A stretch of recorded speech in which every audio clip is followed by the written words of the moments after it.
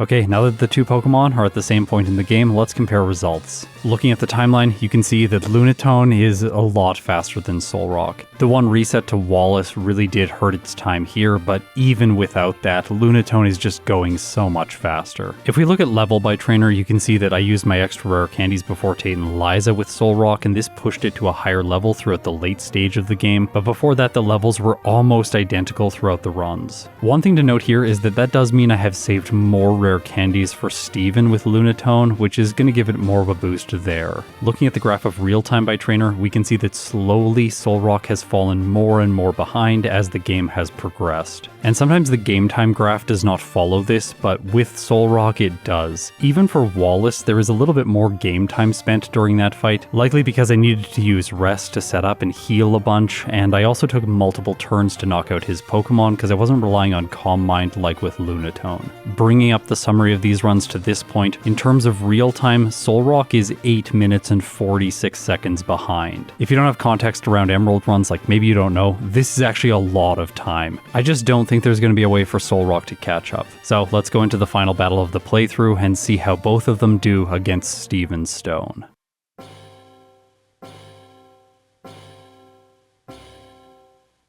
Okay, let's start things off with Lunatone. For this battle, I felt like I needed both Calm Mind and Cosmic Power. I want to be able to set up my physical defenses with Cosmic Power so that I don't get hit for so much damage from things like Steel Wing, which are super effective. I also want Calm Mind to boost the damage of both Psychic and Ice Beam. The one concession this strategy is making is that Steven's Skarmory knows Toxic, so I need to knock it out as soon as possible. I go for one turn of Calm Mind setup. It hits with Steel Wing, which does more than half to Lunatone. Okay, that's probably a result of its lower physical defense when compared with Solrock. After this turn of setup, I need to knock it out, so I go for Ice Beam, and luckily I get a critical hit, so Steven's lead goes down. There's no chance of Toxic now. He sends in Armaldo second, and I didn't really want to spend more time setting up here. I don't have a way to heal my health, so I just have to keep attacking. Eventually, I do knock out his second Pokemon and move on to the Cradily. This is a better opportunity for me to set up, because its moves aren't very powerful. I'm able to get my physical defense to +4, my special defense to +6, and my special attack to +2. This is going to have to be enough for Lunatone to sweep, at least for now, because I need to use the leftovers to recover health. I knock out the Cradily in a single hit. Next is Aggron. Psychic does more damage, so I choose it even though it's resisted, but it doesn't do enough damage. Still, this doesn't matter though, because Aggron chooses Solar Beam, wasting a turn, and I knock it out with another hit. Okay, time for the Metagross. I have no good moves here. Ice Beam is the best. It is resisted though, and it only does a third, and then Meteor Mash crushes Lunatone. So that's its first reset. I feel a little bit embarrassed by that loss because the solution is quite simple. If I teach Rest in the place of Ice Beam, then I can just use Psychic to sweep his entire team after fully setting up against the Skarmory. Now using Cosmic Power is going to reduce the damage from Steel Wing every turn. I can use Rest to heal the Poison status condition, and then eventually Calm Mind to boost my special attack up to +6. Eventually though, I realized that I don't want to take too much time against the Skarmory in the case that it crits with Steel Wing, so I knock it out over 2 turns once I have +2 special attack and move on through the Armaldo to the Cradily, where I complete my setup going to +6. That gives Lunatone 937 special attack. This has gotta be enough, right? Well, I'm able to knock out the Aggron in a single hit now and move on to the Metagross, but the doubly resisted Psychic only does about half to it. Then it hits with Meteor Mash, which does about a third to Lunatone. Okay, so I'm definitely going to be able to knock out Steven's ace. Well, unless he keeps using full restores once it gets to low health. Each time he does this, because I'm not able to 2-hit, he squeezes in 1 Meteor Mash, further damaging Lunatone. I didn't really want to go for Rest, but eventually my health is so low that I am forced to use this move and go to sleep. Unfortunately for Lunatone, this gives the Metagross the time it needs to hit more Meteor Mashes, and eventually it crits, giving me my second reset. Okay, so apparently Steven's Stone is a lot worse with Lunatone than I was anticipating. I tried a different moveset, not having Cosmic Power, instead having Rest and keeping Ice Beam. This is for a little bit more damage against something like the Metagross, but in this case, it really doesn't work well. The Cradily can do a lot of damage now using things like Ancient Power. This doesn't give me time to set up. I have to actually waste a lot of time using Rest to heal, trying to buy more time for Calm Minds. And I don't even get there because eventually the Cradily just knocks me out. I tried this strategy one more time, and when it ended in a failure, I started to reevaluate my approach to Steven. Maybe if I put Earthquake in the place of Calm Mind and Rest in the place of Psychic, I can make it through with just raw damage and defensive setup. Now in retrospect, this doesn't seem like a great idea to me. I'm sure all of you are also saying this doesn't seem like the solution. After one fight like that, I tried a different strategy using Psychic and Ice Beam with Cosmic Power and Rest. But with Lunatone not being able to set up its attacking stat, each one of these battles is very long, and then I make it to the Metagross, and every time it just crushes me. In this case, I even got a freeze, and that didn't matter. I made some silly mistakes here trying Hidden Power Dark, thinking it's going to be good against the Metagross, but from Generation 2 to Generation 5, Steel types resist the Dark type, so this is also just not a good choice. Plus I can never get by the Skarmory, because eventually it just poisons me while I'm trying to set up. I tried to solve this problem running Hidden Power as my only damage dealing move with Rest, Calm Mind, and Cosmic Power. This moveset is genuinely terrible. I'm not going to use it. I tried experimenting with some other things, not relying on Rest, but no, this also just isn't going to work. So now Lunatone has 14 resets, and I wasn't sure what to do, so I exit the cave and search for other opportunities. One of them is in the department store, the move tutor for Substitute, which I've mentioned before. I teach it in the place of Ice Beam, and now I have a solution for the Skarmory's Toxic. I can set up my defense with Substitute and then use Calm Mind to boost my special attack. I'm hoping that I'm going to get by the Skarmory and be able to use Psychic and Hidden Power for the rest of his team. Yes, Hidden Power does do more damage to the Metagross when compared with Psychic or Ice Beam. Still though, this strategy has some risk. If the Skarmory consistently attacks with Steel Wing, it's going to break my Substitute over and over again, and then I'll have no options. However, eventually I do make it by it and sweep through his team with relative ease all the way until the Metagross. Okay, time to see how much a +6 Hidden Power does to this thing, and the answer is just barely not enough. It strikes back with Meteor Mash, and from full health, this is not a critical hit. It knocks out Lunatone. I tried tried this strategy one more time, thinking if I had a substitute in place for the Metagross, then I would be able to survive its hit, but I don't get lucky against the Skarmory, so I decided to revert to using Cosmic Power. In combination with it, I'm using Hidden Power Substitute and Rest. Sometimes when playing these fights, I get really stubborn, trying one strategy over and over again until it works. I was trying to do as many different things as possible, searching for what felt like the best solution, but all of these solutions feel really bad. I'm sure eventually Lunatone can win if I just roll the dice enough times with one of these approaches, but it doesn't feel good, especially after a playthrough where I defeated the entire game without a single reset, and then Steven Stone has given me a total of 17 to this point. The final moveset that I settled on was Psychic Substitute, Calm Mind, and Cosmic Power. I don't have access to Rest, but with Cosmic Power I can boost my defense stats. By doing this, Substitute takes less damage, and eventually the Skarmory is going to stop breaking my defenses. Plus, as long as I have Substitute set up, I can't be hit by Toxic. This means when I don't have the status condition, the Skarmory may just use the status condition and do nothing. That gives me free turns to set up and hopefully is going to get me through the initial stage of the battle. If I can make it by the Skarmory, then hopefully I can have my Substitute and defenses set up for the Metagross, because it's probably going to take 3 or 4 hits to knock out. Once I get fully set up, I can sweep the Skarmory, the Armaldo, the Cradily, and the Aggron. Okay, so Metagross, how much damage is it going to take? It takes about half, breaks my Substitute, I bring it down to red hit points, and then when Steven uses his full restore, I can reestablish my Substitute. From there, I can continue attacking. Metagross misses an attack, which is very convenient. It breaks my Substitute again, he uses another full restore, but I keep attacking, hoping that I'll survive the Meteor Mash with my defensive setup. I do, and at long last I thought I was going to knock out his ace, but he has one more full restore. I have to again tank another Meteor Mash, surviving on orange hit points. Actually, he has 4 full restores, so he heals one last time, and at long last his ace goes down and I move on to his final Pokemon, Claydol. Now, this is an unfortunate situation because I have to attack it with Psychic and I only have 2 uses of this move. I was so worried he was going to set up Light Screen and then tank all of my hits, but the Claydol sets up Reflect first, which is perfect. Psychic does almost enough to one-shot. Luckily, I forced him to use all his full restores on the Metagross, and I am able to knock out the Claydol with my second hit. At long last, Lunatone clocks in with its first playthrough time of 1 hour, 44 minutes, and 42 seconds, with 18 resets against Steven Stone alone, 0 blackouts at level 76, with a game time of 5 hours and 29 minutes. Okay, so that did not go well. Let's see how Solrock does. I start the fight trying the moveset Earthquake, Rest, Rock Slide, and Cosmic Power. I felt like setting up my defensive stats and then using Earthquake for 4 times damage on some Pokemon like the Aggron, 2 times damage on the Metagross. This might be enough. I can use Rock Slide for neutral damage against the Skarmory, the Cradily, and the Armaldo, and it should be enough to take care of the Claydol. Turns out though, I was overestimating the amount of damage Solrock is going to do. His Steel types are really high levels and they have good defensive stats, so I'm just not doing enough damage with this strategy.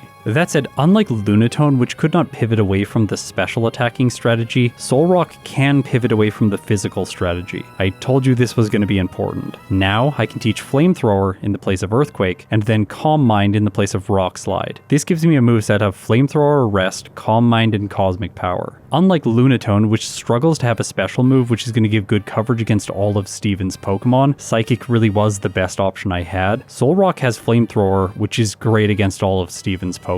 The fact that my defensive stat starts higher means that Cosmic Power is more reliable against the Skarmory. Setup here basically feels free. Every time I get poisoned, I can just use Rest, but I'm not fearful of a critical hit from Steel Wing because I probably will survive. I take my time, setting up all the way to +6 using Calm Mind, and then I strike back with Flamethrower. Okay, here we go. Skarmory gets completely obliterated. Armaldo only takes neutral damage, which means it goes to red health instead of being knocked out. It also uses Water Pulse, confusing Solrock, but this also doesn't matter. Setting up has made my defensive stats so good that my attack is not doing much to me, and then over time I'm able to knock out the Rock Bug type. I'm still confused by the time Cradily comes in. It just uses Ingrain, and then Flamethrower takes care of it in 2 hits. Aggron falls to a single Flamethrower, so does the following Metagross. It causes no problems at all, and with that, Solrock has made it to the Claydol. Now, it does set up Light Screen first turn, causing Steven to use full restores on it, which is annoying, but that's all that this is. Flamethrower has enough PP key, and eventually it comes through, giving Solrock the faster time in its first playthrough. 1 hour, 35 minutes and 24 seconds, with 2 resets, 0 blackouts, at level 78, with a game time of 6 hours even. Okay, I'm going to bring up the community poll again. This one has 8,500 votes on it. Everyone thought Lunatone was going to perform better. I also thought that, but Solrock surprised me in this first playthrough. That said, these are just the initial results, and we do need to place them within my first attempt tier list, which is a good way of kind of estimating how intuitive a Pokemon is. This is not really scientific because I'm learning the game as I go through all these runs, so Pokemon like Mewtwo and Rayquaza are obviously ranked much lower than they would be if I had the same amount of experience. So where does Lunatone place in this tier list overall? Well, even after a disappointing first playthrough, exclusively because of Steven Stone, I'm going to keep reiterating that. Its results today were not the top placement for the first run. It's just behind Medicham, taking the second overall space. That's saying a lot. Even with the brutal Steven battle it had, it still performed very well in this first attempt. But Solrock performed even better, and it was able to beat out Medicham's time, so it takes the first spot overall in the list. And interestingly enough now, if we look at the top 4 Pokemon overall, they are all rock types. I did not expect that this was going to be the case. That said, I think it's really the fact that the Psychic type is dominant overall, because there are 4 Psychic types within the top 5 Pokemon. Before moving on with the playthroughs, let's compare the data of these first runs, because I think it's really illustrative of what exactly happened. Lunatone is so much faster in the game than it got to Steven Stone, and there's just this giant block of time spent battling him, whereas Solrock was able to solve the late game problems in much less time. What I thought looking at these graphs is that obviously Lunatone is going to be the better Pokemon overall once optimized. It seems like Solrock is a little bit more consistent generally throughout the playthrough, and it's also much more intuitive to play when you don't have any information.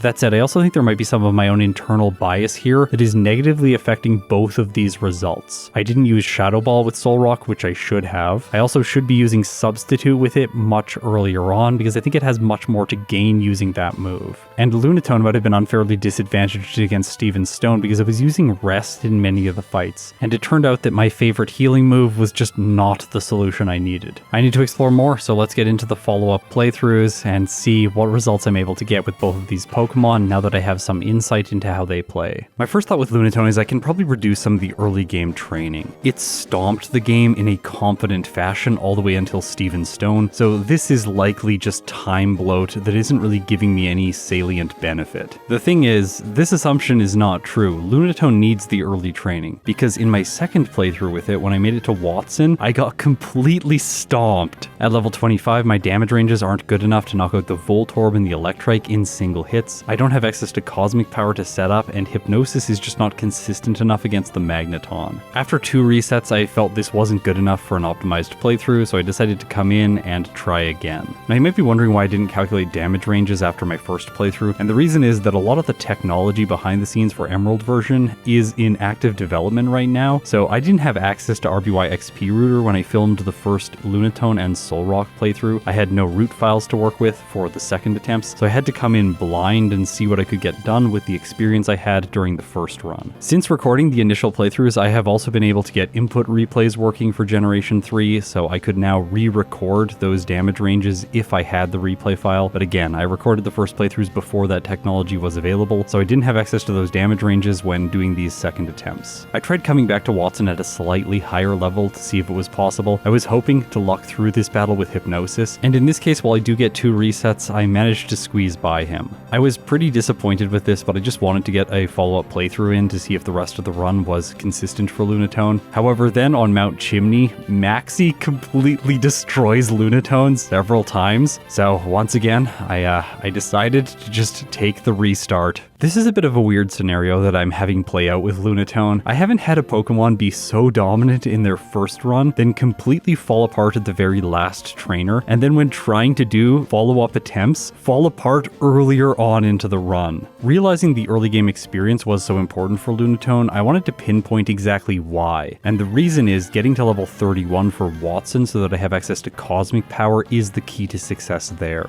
It doesn't guarantee victory in the fight, but it definitely makes things much easier. easier. In what I'm going to refer to as my second full Lunatone playthrough, which is technically my 4th attempt, I am able to beat Watson on my first try, having cosmic power and being slightly over leveled at level 32, finishing at level 33. From here throughout the mid game, I'm going to take a slightly different approach. Throughout the early game, I've picked up a lot of high priced items that I'm going to be able to sell. Once I loop back around to Mauville City after completing Meteor Falls, I can then purchase the TM for Psychic. I'm also going to head back to Slateport City to pick up the Hidden Power TM. This gives Lunatone access to Psychic and Hidden Power Fire without having to train on too many optional trainers after Watson. I don't have any resets to Maxi, so now let's talk about the next major divergence that I make with this playthrough. I didn't want to waste time going over and picking up Ice Beam in the mid game, instead trying to shave off that time from the run overall. So my 2 special moves throughout the mid game are going to be Psychic and Hidden Power Fire. To make Tate and Liza just a little bit easier, I do pick up the Shadow Ball TM, which ends up being helpful against them. I went into this fight at the same level I did last time, and that really shows how unimportant the training is after Watson. If you delay training there and just fight people around Pacific Log Town, you're going to level up so much faster and still be able to achieve the same level at a lower time. To defeat Tate and Liza, I needed to teach Rest to give me a little bit more consistency, but that's okay because it's going to be part of my final set. After defeating them, I'm going to teach Calm Mind in the place of Cosmic Power, and then I put Hidden Power back in the place of Shadow Ball. Now I can set up my special attack, I can heal whenever I need to, and I have 2 moves which give me solutions to all of the Elite 4 members. Hidden Power Fire solves Sydney, Psychic works against Phoebe, Hidden Power Fire or Psychic work against Glacia depending on her Pokemon, and Psychic is enough to defeat Drake. Once again, Lunatone has made it to Wallace with no resets, and honestly I think I would have beat him without resets if his Water Spout didn't get a critical hit. I knew that I was going to survive a regular Water Spout, so that's a little bit of a frustrating reset. Then the Wailord realizes that Double Edge is going to be doing the most damage out of all of its moves, and it starts prioritizing this, allowing me to fully set up and then easily decimate the rest of Wallace's Pokemon. With him out of the way, I know the strategy for Steven Stone. It is Hidden Power Fire, Cosmic Power, Calm Mind, and Rest, holding the leftovers. Early on, the battle is scary because the Skarmory does a lot of damage. And I should note here that with Steel Wing, if it gets a critical hit, it is always going to deal lethal damage to Lunatone. There is no chance for me to survive. So I need to get set up fast enough against it and then sweep the rest of his team. So I thought I needed to luck by him, but I actually don't, and I realized that during this run. I get multiple resets here to the Skarmory because it gets critical hits with Steel Wing, and then eventually I started to realize that maybe I shouldn't fully set up against it. Instead, I can set up just enough against it, knock the lead out, move on to the Armaldo, and then complete my setup there. However, this also doesn't work if the Armaldo gets a critical hit when I'm on low health. Eventually what I decided on is 2 uses of Cosmic Power and 2 uses of Calm Mind, then I knock out the Skarmory in a single hit, move on to the Armaldo, and use Rest so that I won't faint to any of its attacks. Its most powerful move is Ancient Power in this case, but it has only 5 PP, so I can stall it out while I'm using my setup moves. With Rest, I heal, and now I'm in a great position to sweep the remainder of his team. The Cradily is surviving, which is just a nuisance, but it really doesn't matter. Eventually, Lunatone pulls through with a victory. In its second playthrough, it gets a time of 1 hour, 26 minutes, and 2 seconds, with 5 resets, 0 blackouts at level 74. This is a game time of 5 hours and 19 minutes. By the way, just so everyone's aware, the game never displays the game time after you defeat Steven Stone, so if I open up my trainer card to show it to you, sometimes the game time will have incremented 1 minute past the time it was when I actually defeated Steven Stone, so my autosplitter is collecting the game time from the moment when it displays Steven Stone was defeated. I just wanted to make that clear so you know that all these game times are very consistent. They are always obtained on the exact same frame. That's also why we have to put this annoying text on screen, because we can't actually show you the game time from the game, because sometimes it's different by the time we bring it up. Okay, let's do a quick comparison between the first playthrough with Lunatone and then the full second playthrough. This timeline graphic shows us that throughout the mid-game, I was slightly faster arriving at Tate and Liza. But from there, my time was not quite as good, and I also had 1 reset against Wallace, which slightly bloats that time. So I did arrive at Steven Stone slightly slower than in my first playthrough, which is not a good sign. However, just knowing the moveset I needed for him greatly reduced the final split. Okay, so I wasn't satisfied with this Lunatone playthrough. One thing I didn't mention about it, we're gonna rewind a little bit, is the Mightyenas. The Mightyenas are absolutely awful when you don't have access to Ice Beam. Hidden Power Fire's damage is just slightly too low, so sometimes they're surviving. They're really frustrating. So I wanted to address that problem with Ice Beam, and I also wanted to address Steven Stone using the optimal setup strategy against the Skarmory following into the Armaldo. I still play the early and the early mid game very similarly, utilizing Psychic and Hidden Power Fire. I have no resets on Watson or on Maxi, and then I add Ice Beam to my moveset in the place of Confusion. Until I arrive in Lily Cove City, this moveset is absolutely fantastic. But once I arrive here, I'm going to let go of Hidden Power Fire to have Substitute. This move, in combination with Cosmic Power, makes Lunatone a defensive beast. I also showed you with Solrock that grabbing Shadow Ball really wastes a lot of time, so I wanted to cut that section of the route out of this playthrough when compared with my second run. Substitute, Cosmic Power, and Ice Beam are great against Tate and Liza, so I can utilize these moves to great effect. It's also much better for Lunatone to play this way because it's utilizing special moves rather than Shadow Ball, which in Generation 3 is physical. I know that's really weird if you play modern Pokemon. And still to this day, I always get messed up with that move specifically. After defeating Tate and Liza, I once again teach Calm Mind in the place of Cosmic Power. And just like previously, I have good moves for all of the Elite Four members. The major difference is that I have Substitute, which is fantastic against every single Elite Four member in Pokemon Emerald. You can set it up against Sydney and block sand attacks from the Mightyena. You can set it up against Phoebe and get free turns of setup with Calm Mind. The first Dusclops is basically never going to break Substitutes because it's so bad offensively. You can set it up against Glacia while she sets up Hail, as well as Drake because he leads with Shelgon. Still, even without this move, Lunatone isn't going to have a problem during the Elite Four until it makes it to Wallace. Here's the thing though, I was able to get damage ranges from my second playthrough, so I know exactly what I need to do here. Using Psychic at level 70, I can bring the Wailord down to red health so that Water Spout does very little damage. Then I'm going to get a Calm Mind in, while Wallace uses a full restore healing the Wailord. After that, Psychic has enough damage to knock out his lead, as well as the following Tentacruel. That said, it won't have enough damage to knock out the Gyarados that's next, but that's actually a good thing for me, because then Wallace is going to use a full restore here, and I can anticipate that using a second Calm Mind. Doing this gives me +2 setup, and I'm more concerned about the defensive setup here, just so I'm taking less damage from the following Pokemon, because the Ludicolo as well as the Milotic are both going to be 2 hits. Luckily, the second of these just goes for Toxic, and so I make it through Wallace's team, once again with no resets, and Lunatone is off to Steven Stone at an incredible time. So will the Skarmory crit me? And the answer is no. I set up Cosmic Power twice, set up Calm Mind twice, and then one hit the Skarmory using Hidden Power Fire. With that out of the way, I am basically guaranteed the win because the Armaldo isn't going to knock me out, provided I keep my health decently high. Well, I guess there's the chance for it to double crit me while I'm asleep using Rest, but that's pretty unlikely. In the end, I pull through, getting my full setup, and then I sweep Steven's team. I was genuinely so happy with this third playthrough. Lunatone clocks in with a time of 1 hour, 17 minutes, and 23 seconds, with 0 resets, 0 blackouts at level 72, with a game time of 5 hours and 1 minute, which is actually conveniently on the trainer card, so I can show it to you. In case anyone's wondering, this is my plan throughout the route, so you can see all the levels I fought every trainer at, as well as where I used my rare candies. In future videos, I'm going to try and show these summary graphs a little bit more often, so that people can see a summary of what I've done, and then hopefully recreate it on their own if you want to also test my strategy. I'm trying more and more recently to adjust my language, so they're never putting forward these strategies as the best thing for each Pokemon to do. It's just the best thing that I was able to discover that they could do. Maybe you can figure out something better, or maybe you can play a riskier strategy and get a far better time. I am sure that that's possible. I just don't have the time to run like 100 Lunatone runs and luck through Watson at level 23. Okay, so I've explained why the early game training is very important for this thing. I think we've solved Steven Stone. We can see that Ice Beam is really helpful throughout the mid game, and that Substitute serves a small role at least. Here's a comparison of the timelines of my second playthrough against my third playthrough. In this case, you can see that I was able to save a lot of time by the time I defeated Watson, and I actually clock in with a Steven split that is faster than my second run's Watson split. So that's a really big improvement for Lunatone's route. Here's the level graph for the second playthrough against the third playthrough, and you can see that I'm sneaking through the game at a slightly lower level, which does also save some game time, so here's that comparison graph as well. With how dominant this third playthrough was, it really didn't seem like it could make Lunatone go much faster. But that isn't the end of its story. However, we're going to have to wait to catch up with it because I do need to talk about how I optimize Solrock. The first thing I'm going to say, and then I'm hopefully going to prove to you throughout the remainder of this video, is that Solrock is just far more intuitive, and it is also far more consistent. That is saying a lot because Lunatone just did a playthrough with 0 resets and 0 blackouts, but believe me, Solrock feels so much better to play. Actually, don't believe me? Look at the evidence that I present to you in this video and then make your own conclusion, but I think you're going to agree with me when we get to the end.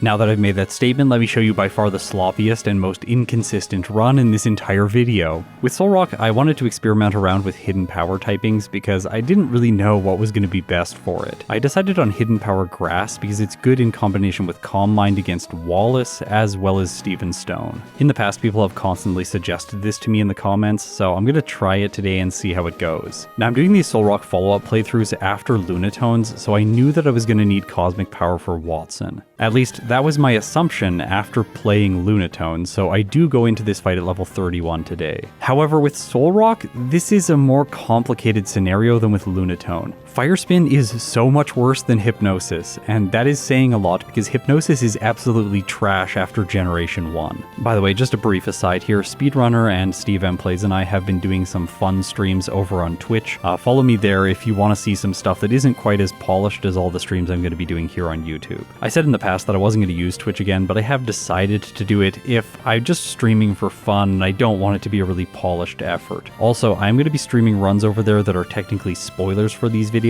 so sometimes follow-up playthroughs for versus videos when I'm trying to grind out the best possible time. I think keeping those things separate from the main channel makes far more sense. It allows me to stay more focused, not engage with chat quite as much, and then the quality is of course worse, and I don't want those videos to be lying around here on this channel. If you support me on Patreon or through YouTube memberships, I will upload those streams so that all of you can see them as members-only content. If you want to support me, check out the join button here on YouTube or click on the link for Patreon in the description. In this case, I just have to luck through Watson. Now, I didn't decide to restart this playthrough because Solrock doesn't have any problems against Steven Stone later in the game, and I just wanted to sort of scout out the route and get a bunch of damage ranges. This is definitely an inconsistency in my approach between the two Pokemon, but I also didn't see an alternative strategy for Solrock at Watson. I did the training, and it just didn't work out. I won't have enough money to buy Psychic by that point, so that's not an option, and Hidden Power isn't available until after I get access to Rock Smash outside of battle. I did collect high-priced items in the early game so that I can use those to buy Psychic early on. In this run, I do return to Fall Arbor Town to pick up TM27. I know that this is wasting a lot of time, but I am going to fix it later on. In the mid-game, I run into a problem that I didn't have during my first run, and that is Winona. Surprisingly Winona. Immediately I miss Rock Slide and the Swablu hits me with Perish Song, giving me a fast reset. I continue to have problems in the next battle because the Skarmory crits me with Steel Wing and then knocks out Solrock, giving me a second reset. This is the first instance where Hidden Power Grass is not doing anything to help Solrock out. In the third fight, I set up on the Tropius, which really isn't that good against Solrock. I thought this was going to be enough, but no, it still isn't because the Skarmory can use Sand Attack and constantly lower my accuracy. By doing this, I run out of Rock Slide PP and lose again. I'm able to pull through in my next attempt, and from here, I hope things are going to get better. I once again pick up Shadow Ball for Tate and Liza, and then in Lily Cove City, I grab Substitute. So my moveset now is Rock Slide, Shadow Ball, Return, and Substitute. I think this is far better for the mid-game with Solrock. Now for Tate and Liza, let's talk about Substitute, because the first turn the Claydol is always going to go for Earthquake, so I can take this free turn to just set up Substitute. From there, I can one-shot all of their Pokemon using Shadow Ball. This is so straightforward. I should have done this the first time around. It's also worth noting that the Claydol only has Light Screen, Steven's has Reflect as well, but Tate and Liza's doesn't. Also, all of their other Pokemon have Calm Mind, so they're only ever going to boost their special defense stats or protect themselves from special attacks. As a result, Shadow Ball just bypasses all of this and is such a fantastic move for this fight. I think it makes sense that the developers made it accessible right before this, but you do have to go off the beaten path in order to gain access to it. I think this is great game design. Well done, Game Freak. Okay, as I said before, Substitute is fantastic against the Elite Four, so Solrock doesn't have any problems against the first three members. But against Drake, since I don't have access to Ice Beam, I'm going to switch up my moveset here and go from the purely physical set to the special set. Using the TM from Victory Road, I can teach Solrock Psychic, and then I put Calm Mind in the place of Shadow Ball. Using Substitute, I can set up for free on the Shelgaunt and then sweep through his entire team. Okay, let's talk Hidden Power Grass against Wallace. It does 2 times damage to the Wailord and the Milotic and 4 times damage to the Whiscash, but it deals neutral damage to all of his other Pokemon due to their secondary typings. I put it in the place of Rock Slide because I know I'm going to go with a special set against Steven Stone utilizing Flamethrower. Hidden Power Grass has slightly more damage against Wailord, but still because of my lower special attack it only does half, and Water Spout does a decent amount amount to Solrock. With my current approach, I don't have a healing move, Rest, because I'm utilizing Calm Mind and Substitute together. This does put me at a higher risk, so at some point I'm not able to set up more and I just have to decide to sweep. With +2, I'm just not able to do enough damage, and I'm taking too much, so that by the time the Ludicolo comes in, it is once again a nightmare and finishes Solrock. In the next battle, the Wailord freezes me. Yeah, that's a frustrating reset. But then in my third battle against Wallace, I'm finally able to get set up to +5, and I figured that this was going to be enough. I sweep through his team until the Milotic, which has incredible special defense, and it just barely survives my attack, and uses Surf, which knocks Solrock out because it gets a critical hit. Alright, this run, by far, is the most disappointing one that I have done so far in this playthrough. I get a total of 10 resets, and I defeat Wallace because I crit his Milotic, knocking it out in a single turn, and then I use Hidden Power Grass on the Whiscash. I think I can objectively say that this move was not the right choice for Solrock. For Steven Stone, things are straightforward though. In this case, I'm not going to use Rest because it's a little bit slower than Substitute if you can rely on Substitute. And with Solrock's higher defense stat, I definitely can. Setting up against the Skarmory is straightforward, Substitute blocks Toxic, and from there I can set up with Cosmic Power and then Calm Mind. After that, Flamethrower sweeps, and I clock in with my second playthrough time. 1 hour, 35 minutes, and 39 seconds, with 10 resets, 1 blackout, which I know I didn't mention. It's really not important for the overall context of the video. I finished the game at level 74, and this is a game time of 5 hours and 43 minutes. Okay, so this Solrock playthrough was very different from my first run, where I only had 2 resets. Hilariously, comparing the 2 timelines, you can see that these 2 runs are almost identical in terms of finish time. My Steven Stone split was much shorter, but my Winona split was obviously much longer because there were resets there.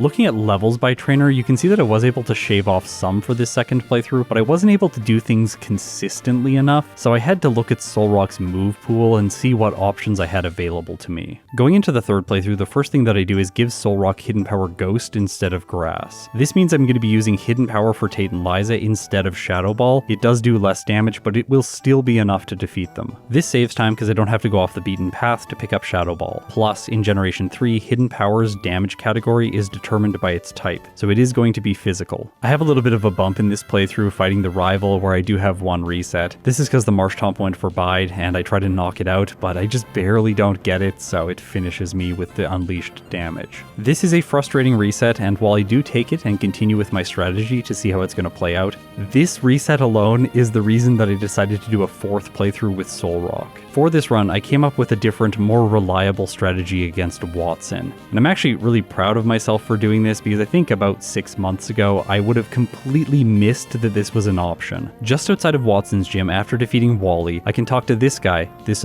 round NPC, who is the move tutor that teaches your Pokemon Rollout. Solrock is the rock type, so it gets the same type attack bonus with this move, and even though Magneton resists it, once I get rolling on his initial 2 Pokemon, I'm still going to be doing massive damage. With this strategy, I'm able to finish off the Manectric without a reset and move on with the playthrough. Rollout continues to solve problems for Solrock because it also has utility against Winona. I'll just draw your attention to the fact that I am still running Return throughout the mid-game with Solrock, and I think this is objectively a mistake. With Rollout, I make it through Winona with no resets, and then I change up my moveset so that I have Hidden Power Ghost as well as Substitute. Because I know people will be curious, I'm going to show the fight against Tate and Liza and how dominant Solrock is using Hidden Power Ghost, which is slightly less powerful when compared with Shadow Ball. Here's the thing about Pokemon. Raw damage doesn't actually matter. The thing that is key is the number of turns it takes your Pokemon to knock out the opposing Pokemon. If the difference between Shadow Ball's base power and Hidden Power's base power causes the number of turns to knock out to change, then maybe there is a reason to go for Shadow Ball. But in this case, as you can see, Hidden Power Ghost has the damage to one-hit all of their Pokemon. So Shadow Ball is objectively the slower choice when using Solrock. Well, unless you don't allow yourself to manipulate your IVs, in that case you wouldn't be able to determine the power and the typing of Hidden Power, so in that case you do want to run Shadow Ball. I played the late game like I did last time, converting to a special set once I reached Drake. However, I do want to draw attention to the fact that this special set is slightly different. I have Psychic, Rest, Calm Mind, and Substitute. With the healing move on my set, once Drake is dispatched, then against Wallace, I have a little bit more of a consistent time. Unless his Wailord gets a critical hit with Water Spout, we'll just pretend that didn't happen. Anyways, I have 2 resets, a little bit frustrating. From there though, I can set up to +6 with Calm Mind and then sweep the remainder of his team using Psychic. And this brings us back to the game corner to purchase the Flamethrower TM, which I'm going to use of course against Steven Stone in combination with Cosmic Power and Calm Mind. I'm using Substitute as my defensive move here, easier because I have enough defense to shrug off the Skarmory's hits, and that is another finish for Solrock. In this case, it gets a time of 1 hour 18 minutes and 12 seconds, with 2 resets at level 74, with a game time of 5 hours and 1 minute. Okay, here's a giant timeline graph of all 6 of the playthroughs that I've completed so far. Lunatone has the fastest time, but only by the smallest margin over Solrock's 3rd attempt. Lunatone also has the worst time in its first playthrough, so it's at both of the extremes, but Solrock is just kind of right in the middle. That said, I realized while playing this 3rd run with Solrock that there is another way to greatly improve its time. What if for Watson, I don't train to level 31 to get access to Cosmic Power, which is what I did in my 3rd playthrough, even with Solrock.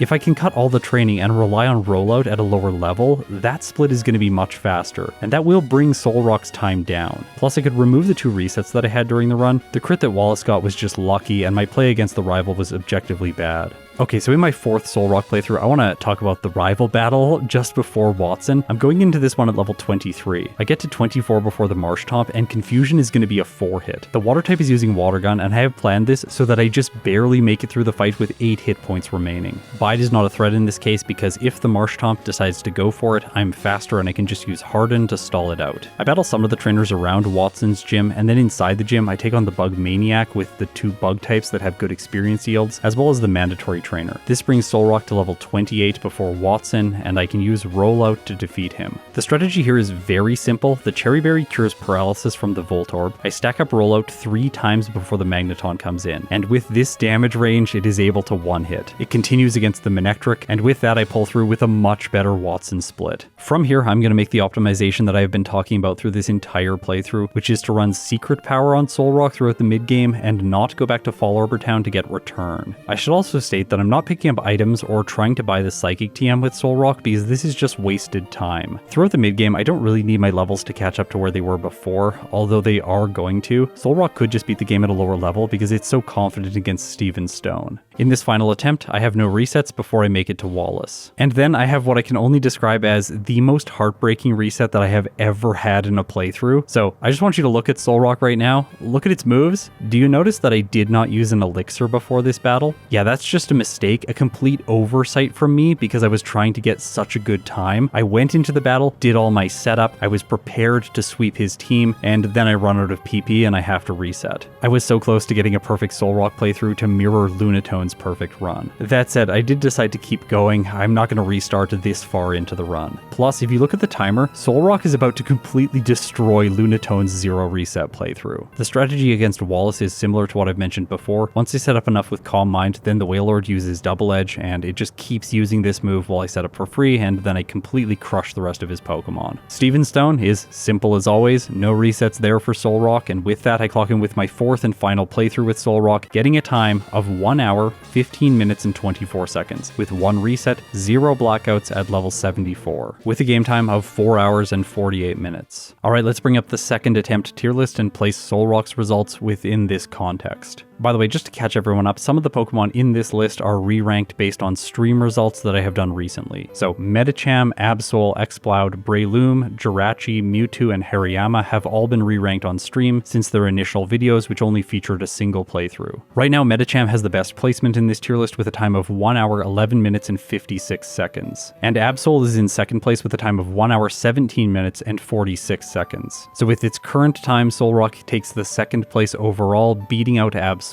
Fighting types and Psychic types are going to perform very well in this generation, and currently the top 2 spots are both Psychic types, with Medicham being the perfect specimen for a Pokemon Emerald playthrough because it shares both of the incredible typings. Okay, so let's go back to Lunatone, because after this Solrock playthrough, I didn't feel like it was fair to stop playing Lunatone runs. After all, I did find out that Rollout was very useful for Solrock, especially in minimizing early game training. I said earlier, I'm always trying to get the best possible time with each Pokemon. I don't really care which one ends up winning. Because I'm endlessly curious, I decided to come back and see if Lunatone would also benefit from Rollout throughout the mid-game. And the answer is sort of. Note for this playthrough, I'm running a rash nature because I don't want to lower my physical attack if I'm using Rollout. Even with my physical attack being neutral, I still have less damage against Watson's Pokemon, which makes Rollout a less optimal choice. Plus, there is sort of an anti-synergy here with the fact that Lunatone has Hypnosis. If I put his Pokemon to sleep, then I'm not going to be using Rollout, and stacking up damage. Using this strategy, Lunatone is not as consistent as when it uses cosmic power, so I get a total of 3 resets here before I finally make it past Watson. For this fight, I think that the most consistent approach for both Pokemon is for Solrock to use Rollout and for Lunatone to use cosmic power at a slightly higher level. I have one more reset against Tate and Liza before the late game. I don't really want to go into it that detailed. They just got really set up with Calm Mind, and when I'm running just Psychic and Ice Beam, I really don't have a good way to play around this setup. That's another reason that Lunatone is at a small disadvantage here. Using physical moves for all the reasons I mentioned before is just the far more consistent approach against this Psychic type gym. And while Lunatone is dominant throughout the late game, it still does just struggle against Steven Stone. I have one reset here on Skarmory before I finally make it past it, set up on the Armaldo, and then sweep his team. So for my 4th playthrough, Lunatone clocks in with a time of 1 hour 17 minutes and 57 seconds with 5 resets, 0 blackouts at level 73. This is a game time of 4 hours and 49 minutes. Okay, I want to go into this data in depth, but before we do that, I just want to say thanks to everyone who supports me on Patreon and through YouTube memberships, as well as a huge shout out to Brilliant for sponsoring this video. Thank you so much for allowing me to produce high quality Pokemon Solo Challenge content. Okay, here's data of all of my playthroughs. You can see that Lunatone has the worst result overall, and Solrock has the best result, by a significant margin as well. Looking at this graph is what convinced me that Solrock is overall just more consistent. It is both the more intuitive Pokemon and it performs better throughout most of the game. It has its flaws for sure, and overall it did get more resets in follow-up playthroughs when compared with Lunatone's 3rd playthrough especially. That said, Lunatone is just not consistent against Steven Stone, and it really has to walk the tightrope there against Skarmory to get a successful result. There is of course always a world where both of these Pokemon make it through the game with no resets. In that case, I think that they're both very balanced and would likely make it through with a very similar time. However, I think if we decided on a strategy and then played 100 runs with both Pokemon, Solrock's peak finish time would be faster than Lunatone's, and its average finish time would be better when compared with Lunatone's as well. But I really do want to emphasize the fact that these two are extremely well balanced. Here's a summary table of all of the data from the playthrough so you can see the exact numbers in case you're curious. You'll notice that my final Lunatone playthrough is Lunatone number 7. This is accounting for the attempts that were failures along the way.